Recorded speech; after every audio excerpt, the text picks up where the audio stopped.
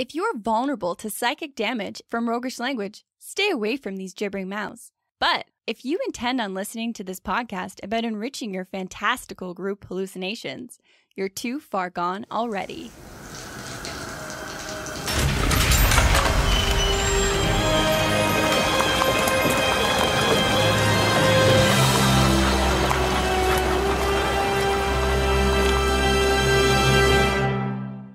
Your next game is going to be blood-curdling.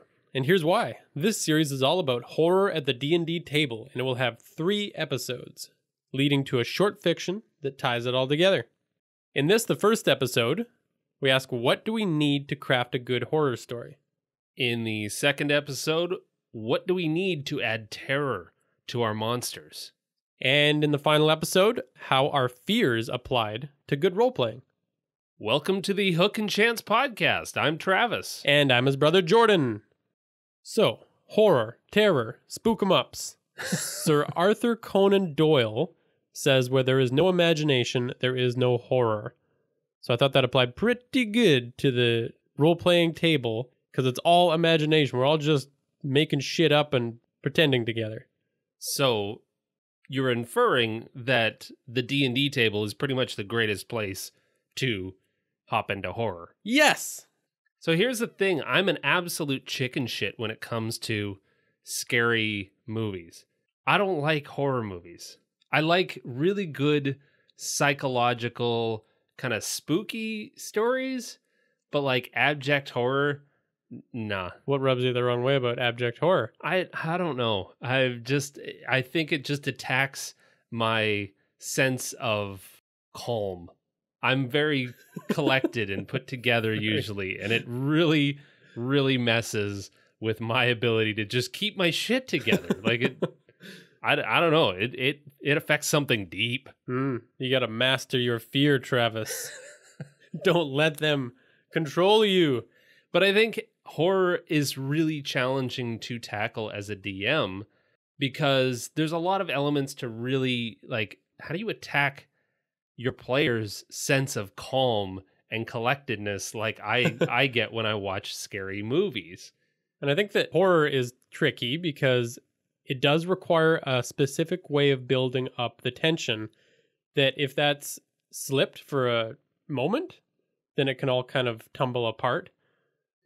Well, and this is why you and I kind of set to the task of seeing if we could actually complete and create a system to do this easily, because it's challenging to do so, because if you miss a step, if you miss a beat, then your horror has gone out the window. And the last time I tried putting together a horror-based encounter, it was kind of just all over the place, and I didn't feel great about it. It's like a smattering of like, oh, I know blood and gore is kind of spooky, and I know like spooky sounds are spooky. And I know I have to foreshadow stuff, but where and how and why, and all of those questions. So that's why we're putting this series together. So let's talk about how to easily craft a good horror story. This is the Strategy Stateroom, where inventive and cunning tactics are crafted for when they're needed most.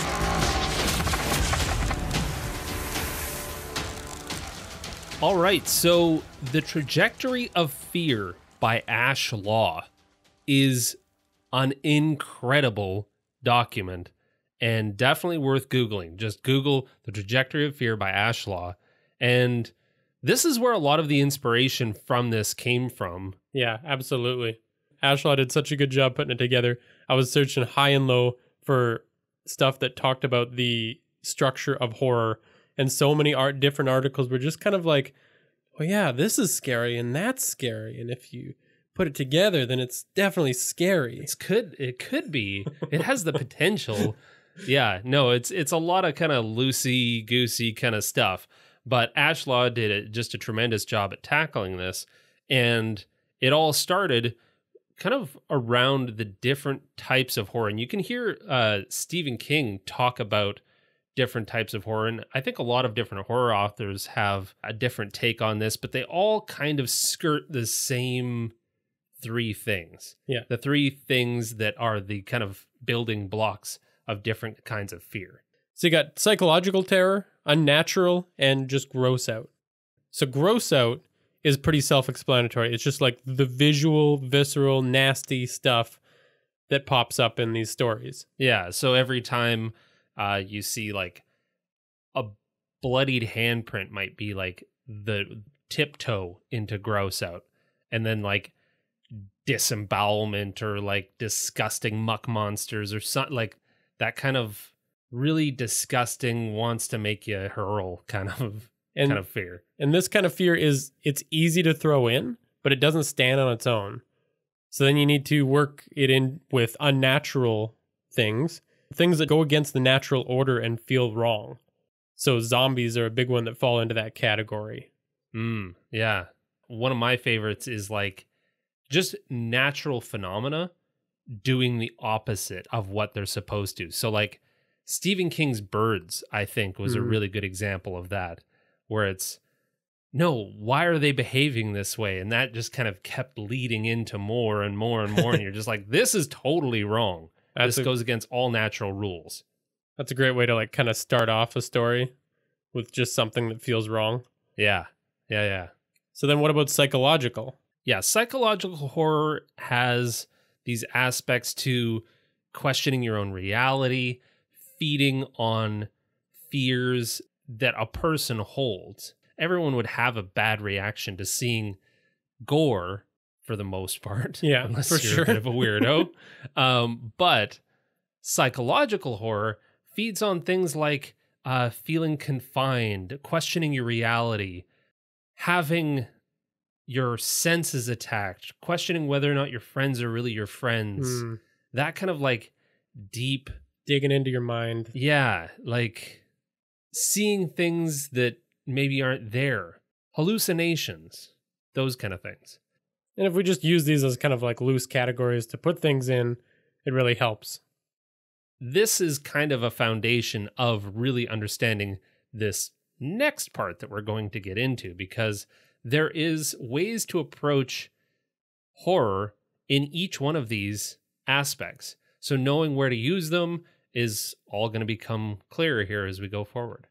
So then pulling directly from Ashlaw's 5 stages of fear. And adding 1. True, just because it makes sense to us. So if you got to start a horror story with comfort, that's establishing what is normal so that everything else feels very abnormal.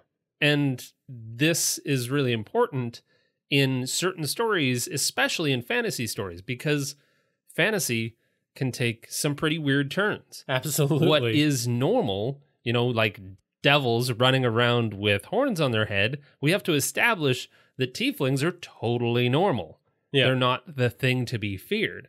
So even if you're playing in a really bizarre world where gravity doesn't make any sense, if you were to try to use gravity reversing or, that kind of thing later on, without having already established some really, really important steps in kind of those fantasy concepts, then you don't know what it should be terrifying. If you are playing against normal later on, it's going to have a much greater effect. If you even have in mind what the end of your story looks like, you can establish normalcy by detailing the opposite of that. Absolutely. Having the end in mind, so having the final battle or what is it really going to affect your characters in a horror sense. So Ash used the example of Alien, which we thought was really appropriate because it's one of our favorite films. An example of that would be, space could be horrific if you started on Earth. It could be a great horror thing to make people scared. On its own, yeah. On its own. But since in the very beginning, we've established that normal is that they are in space. Life on a ship. If there were 300 people on that ship, and then all of a sudden there was 5, that would be horrifying. But we've established that there's a couple of crew members. It's a very small crew. So now we've established that. We've established a lot of the elements that are going to be played against later on. At the end of the story, Ripley is whittled down to one person, and she's lost all of her resources and all of her backup. And now that's terrifying because we established at the very beginning that she had a few crew members that she could rely on and they were a nice, tight family. And now all of this has more gravity. Mm-hmm.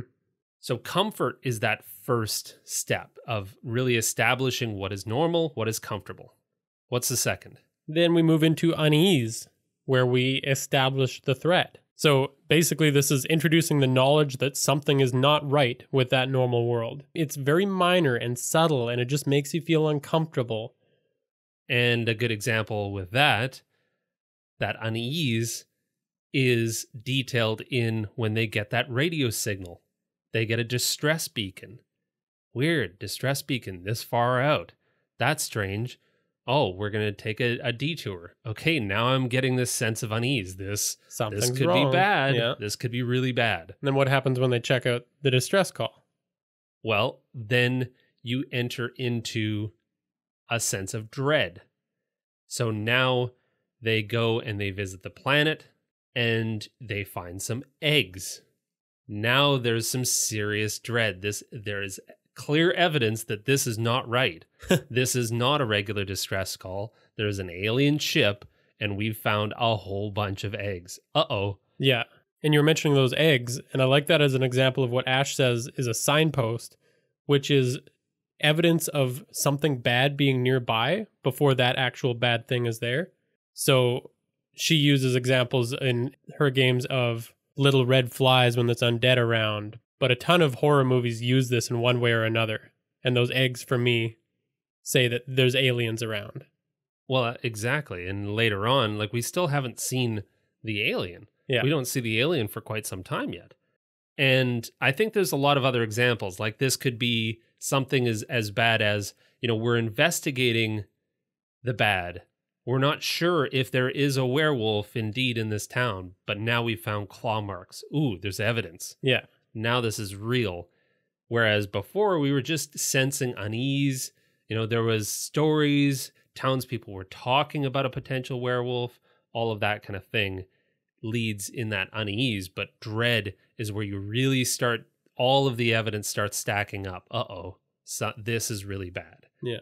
And that happened in Alien, really, where Kane discovers the eggs, and then you know that everything's wrong. And so the tension keeps kind of building up. So a good horror story switches back and forth between that unease and dread, and it just builds the tension. There's just more and more pressure in the story as those elements are introduced. A good example of that is in Alien. Now Kane has this face hugger on him, and we're all worried, oh shit, something bad is going to happen.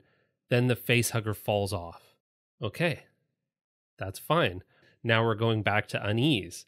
And then they have a wonderful dinner together. Oh, I'm relaxed. I'm a little bit more cautious. Then all of a sudden, Kane starts having chest pains. Uh-oh. Now you're feeling that dread again. Yeah. Everything is saying that this is wrong.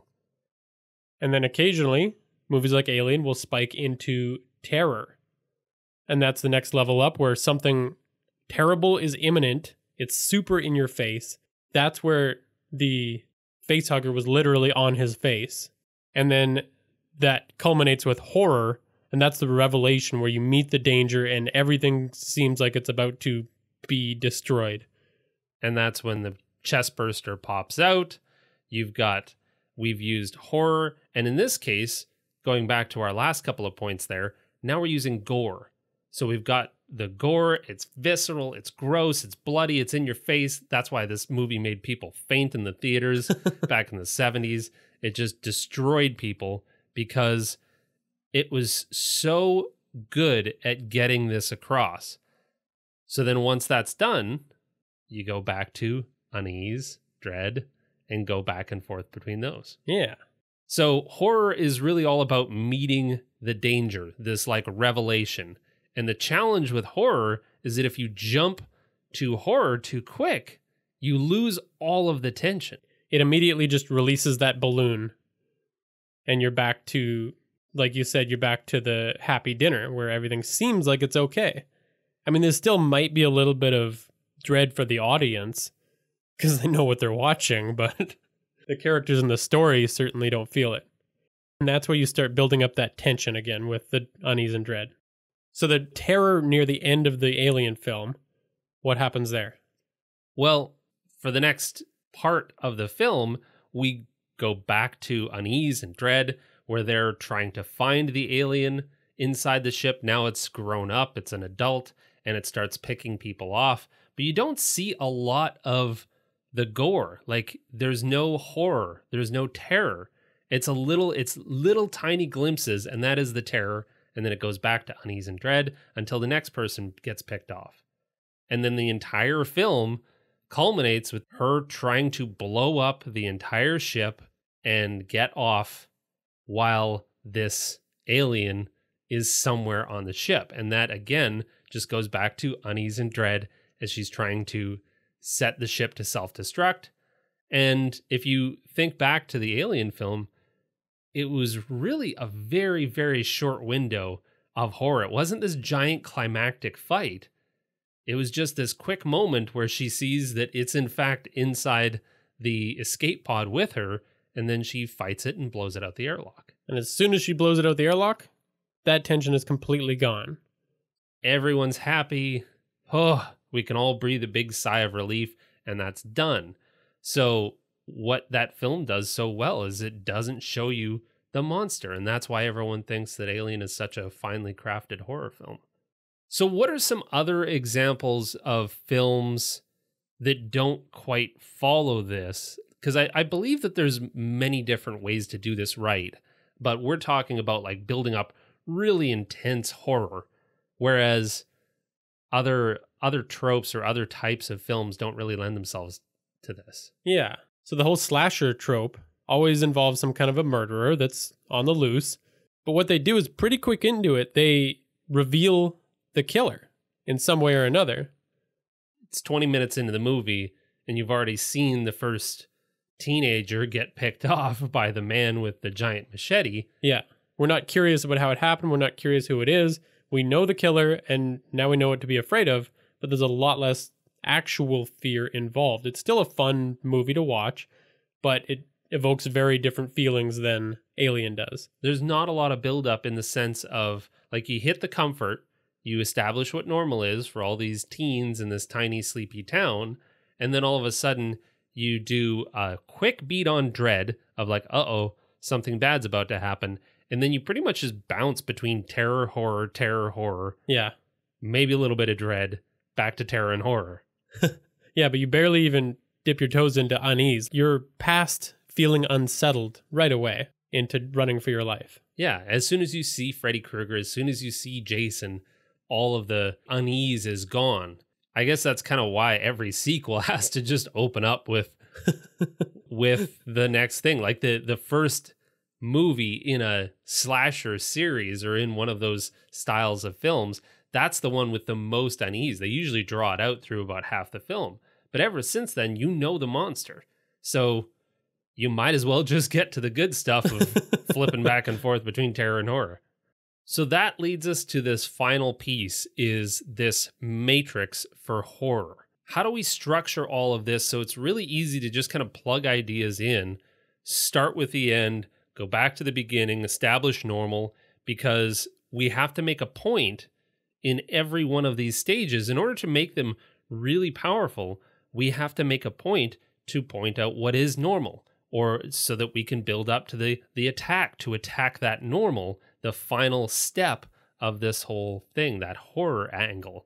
So with this, we created this neat table. You can find it. It's available for free on our Patreon. You can just go there and download it and give it a try. Jordan and I just went through this whole process of adding some in for an example, and we'll provide those examples to you as well. If we use a super simple concept, a farmer and a monstrous scarecrow that's going to terrorize him. And the party. So we start with the monster's abilities. The scarecrow can stare at you and paralyze you. And it's got some claws. Other than that, it doesn't have a lot going for it. Yeah. I mean, it's a pretty simple monster, but I think if we use this table, we can establish a game or two at least, of true horror by just building up to the scarecrow. So, of course, first we're talking about setting up the normal. You've got your farmer with his crops. Everything is going fine. He's got his routine and he's happy. So that's the kind of psychological normal. Yeah. So you plop that into the normal psychological square. What about the natural order of things? Well, I mean, if we want to really establish this, we could say that the birds and the crops nearby are really healthy. He's happy. His farm is growing great. If his farm was not doing so well, then later on, when we talk about crops dying and things like that, that isn't a sense of unease or dread. That's just normal. Yeah. So we have to establish at the very beginning, when the party meets the farmer, hey, my crops are doing just fine. And then, of course, if we want this farmer to eventually die a terrifying, gruesome death at the hands of the scarecrow, we have to establish that the farmer is alive and fit, and he's doing all his farm duties very well. And the players won't feel that immense sense of loss or horror or any of those things unless we have, again, already established that he's a pretty trim and fit farmer. He's doing this all on his own. He's in his 60s. So all of this stuff has to be laid for it to pay off later. So you can find a different way to really tackle all of these aspects, and you can see the complete list of examples. But, you know, if we were to say hop into unease, what's one for, let's see, kind of a gross out sense of unease? Well, the scarecrow could have attacked some rats that are living nearby. So now you're starting to see little piles of dead rats. Oh, and they're like clawed open or something like that. Yeah. They're Because, like, the scarecrow has a claw attack that it can use. yeah. And of course, the scarecrow's not going to do something that an animal would do. It's going to like rip him right in half, and it's going to be real nasty. Oh, and it has a paralysis. So the rats, when they're found, could be fresh, but they're totally paralyzed. Like they're super kind of rigor mortis stiff. Gross. And their tiny rat eyes have that look of horror. Oh. Okay, what about, let's bump it up a notch to dread. What's an example of like a psychological dread that... Well, here's where we really need to use those signposts really, really effectively. So I think maybe psychological dread could be the farmer does, but the party does not see glowing eyes everywhere. Like every night, if the party's hanging out with the farmer trying to protect him and his crops for a couple of days, everywhere he goes, he sees these glowing eyes of the scarecrow outside in his cornfield or something like that. Yeah, maybe he saw once and he's not sure if he's seeing them again. But then as you're building that dread for the party, later on, you could pepper that in too, that exact description that he gave of the eyes. And now when things are starting to really ramp up, some member of the party is seeing those eyes. Yeah, when the party starts to see it, I would argue that that might even be in that impending doom kind of terror angle. Yeah. Like that's when it really starts to ramp up. And you don't want to go beyond there until you're really ready to pay off the whole story.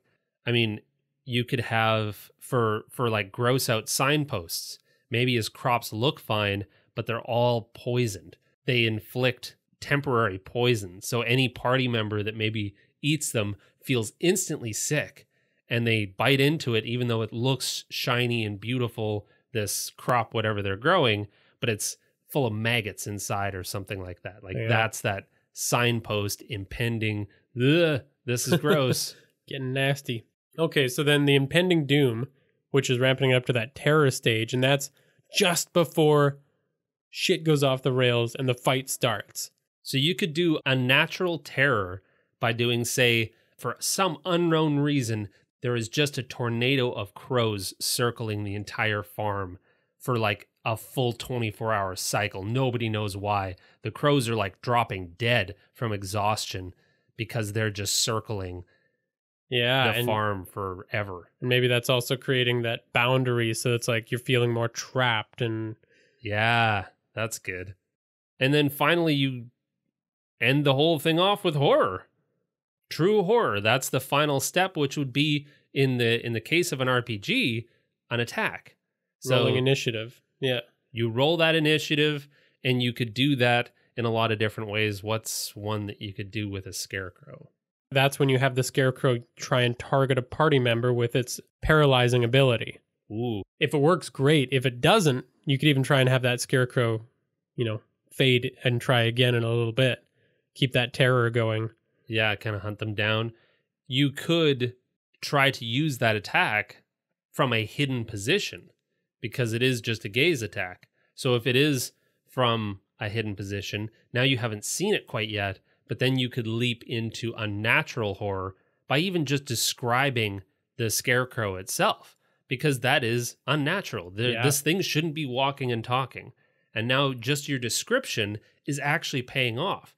And if you've ever played a game, if you ever DM'd a game where the description of the character or the creature didn't inspire fear, that's because there wasn't this lead up to it.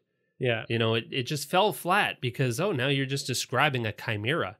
But if you're leading all of this up and everything has been leading to this point, your descriptions are going to land a lot better. And of course, you can add some gross out into that description with a lot of monsters, including this one. If you've got like bugs crawling out of its arms and squishing and Yeah, and you're worried about fighting that thing. Or you could even do it as the final finisher. All of these people that this scarecrow has killed, all of their souls or something kind of spill out, or just the scarecrow's guts, the stuff that's keeping it all together, maybe just like rotten and... Yeah, that's gross. Yeah. So you can see all of these examples on our Patreon. We have a document there that is just basically the table itself, so you can use it in your own games. We found it a lot quicker and a lot easier, and it starts to the story starts to structure itself once you fill this out. It's just, when you're looking at the table and you're looking at one spot in that table, it's super easy to say, okay, I've got a scarecrow, what goes here? And what I found really helpful with this is once it's filled out as a DM, you know not to go past a certain point. So now you're just using all of the different examples. So even when your party throws you a curveball and says, we're going over here, now you know what element to just add in there. Yeah. Now they come across the dead rats. Now they come across one of these other signs of unease or dread, no matter where the party goes. Creates a more flexible story. Yeah, it's a super flexible story, and you're still building all of that tension that is going to pay off in the end. That being said, every time I see the scarecrow monster in D&D, for some reason I think, that's not a scary monster. It's a scarecrow. It could be. It could be. Cool. Well, that finishes us off today. Hope you enjoy it. Let us know what you think of that table if you use it. Leave us some comments. Or let us know your other thoughts about horror, because there's a lot that we don't know and we'd love to learn it. Yes. So thanks to Tabletop Audio for the sound effects that you heard in this episode. You can follow us at Hook and Chance on Twitter, Facebook, Instagram, Discord, and Reddit. Join in the conversations. And thanks for listening. And play great games.